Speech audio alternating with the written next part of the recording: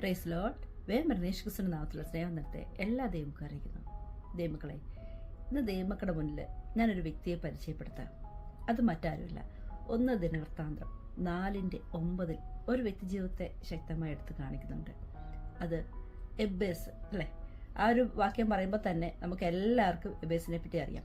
അധികം ഒന്നും എബ്ബേസിനെ പറ്റി എക്സ്പ്ലെയിൻ ചെയ്യുന്നില്ല. ആ 2 വാക്യത്തിൽ 9-ലും 10-ലും മാത്രം അദ്ദേഹത്തെ പറ്റി മെൻഷൻ ചെയ്യുന്നുണ്ട്.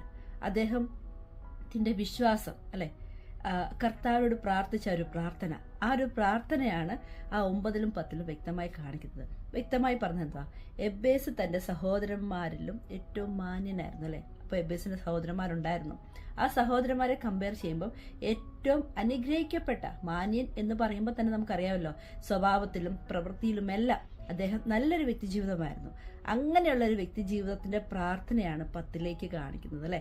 ആ 10-ൽ നമ്മൾ നോക്കുമ്പോഴും അല്ലെ, അതിന് തൊട്ട് മുമ്പിൽ നമ്മൾ നോക്കുമ്പോഴും എബ്ബേസ് എന്ന് പേര് വരാൻ കാരണം എന്തുവാ? അദ്ദേഹത്തിന്റെ അമ്മ അദ്ദേഹത്തെ വ്യസനത്തോടെ, വളരെയധികം പ്രയാസത്തോടെ പ്രസവിച്ചതിന്റെ ബേസിലാണ് എബ്ബേസ് എന്ന ഒരു പേര് പോലും അദ്ദേഹത്തിന് വരുവാൻ കാരണമായത് അല്ലെ. വളരെ നല്ലൊരു വ്യക്തി ജീവിതമായിട്ടാണ് അദ്ദേഹം ജീവിച്ചത്. അങ്ങനെ ജീവിച്ച ഒരു വ്യക്തി ജീവിതത്തിന്റെ പ്രാർത്ഥന അല്ലെ 10-ാമത്തെ വാക്യത്തിൽ വ്യക്തമായി പറയുന്നുണ്ട്. കർത്താവിനോട് അല്ലെ, ഇസ്രായേലിന്റെ ദൈവത്തോട് അദ്ദേഹം എന്താ പറയുന്നത്?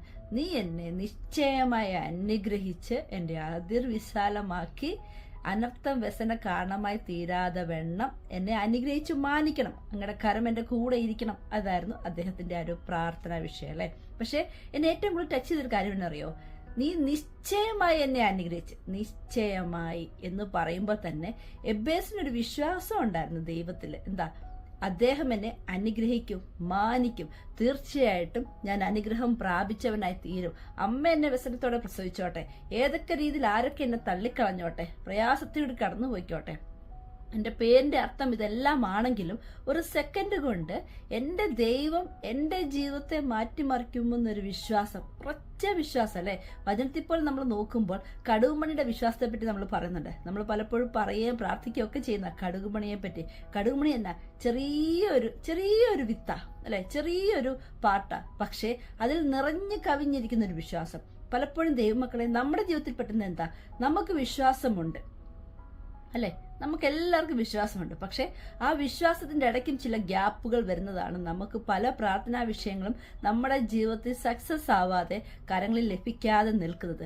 ഈ ദിവസങ്ങൾ അതിനൊരു മാറ്റം വരണം.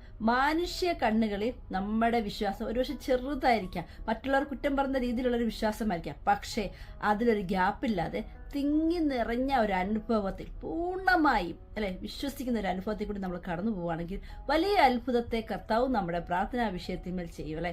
നമുക്കറിയാലോ, പരസ്യ യോഗ കാലങ്ങളിലെല്ലാം നമ്മുടെ യേശു ക്രിസ്തു ആരെ സൗഖ്യമാക്കിയാലും, ഏത് വ്യക്തി ജീവിതത്തെ സൗഖ്യമാക്കിയാലും അല്ലെ, ഒരുപാട് അനേക ആൾക്കാരെ കർത്താവ് സൗഖ്യമാക്കിയിട്ടുണ്ട്.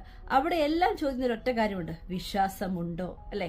മറിയോട് പോലും ചോദിക്കുന്നത് എന്താ? നീ വിശ്വസിച്ചാൽ ദൈവത്തിന്റെ മഹത്വം കാണും. അതുകൊണ്ട് തന്നെ ദൈവമക്കളെ, നമ്മുടെ ജീവിതത്തിൽ വിശ്വാസം എന്നത് ഏറ്റവും പ്രധാനമായ നമ്മുടെ ആത്മീയ ജീവിതത്തിന്റെ അടിസ്ഥാന വിശ്വാസമാണ്. നമ്മൾ വിശ്വാസത്തോടെ എന്ത് പ്രാർത്ഥിച്ചാലും ആ എബ്ബേസ് പറഞ്ഞതുപോലെ നിശ്ചയമായി നമ്മൾ ഈ ദിവസങ്ങളിൽ പറഞ്ഞ കർത്താവ്, ഞാൻ പൂർണ്ണമായി അങ്ങിൽ വിശ്വസിക്കുന്നു, എന്റെ ജീവിതത്തിൽ അങ്ങനെ മറുപടി തരും, വിടുതൽ തരും, ഞാൻ പൂർണ്ണതയോടെ വിശ്വസിക്കുന്നു എന്ന് വായികൊണ്ട് ഏറ്റുപറയുകയും ഹൃദയത്തിൽ അംഗീകരിക്കുകയും ചെയ്യുകയാണെങ്കിൽ നമ്മുടെ ജീവിതത്തിൽ വലിയ അത്ഭുതത്തെ കർത്താവ് ചെയ്യും. ഒന്ന് മാത്രം വിശ്വസിക്കുക. കർത്താവിന്റെ ആ വലിയ കരം നമുക്ക് വേണ്ടി പ്രവർത്തിക്കുന്നത് പൂർണ്ണതയോടെ വിശ്വാസത്തോടെ ദൈവസന്നിധിയിൽ നമ്മൾ ആയിരിക്കുന്നുവെങ്കിൽ അബ്രഹാം പിതാവ് റിസീവ് ചെയ്തതുപോലെ തന്നെ നമ്മുടെ ജീവിതത്തിൽ വലിയ അത്ഭുതങ്ങളെ, അതിശയങ്ങളെ, അനുഗ്രഹങ്ങളെ നമ്മൾ റിസീവ് ചെയ്യും. God bless you all.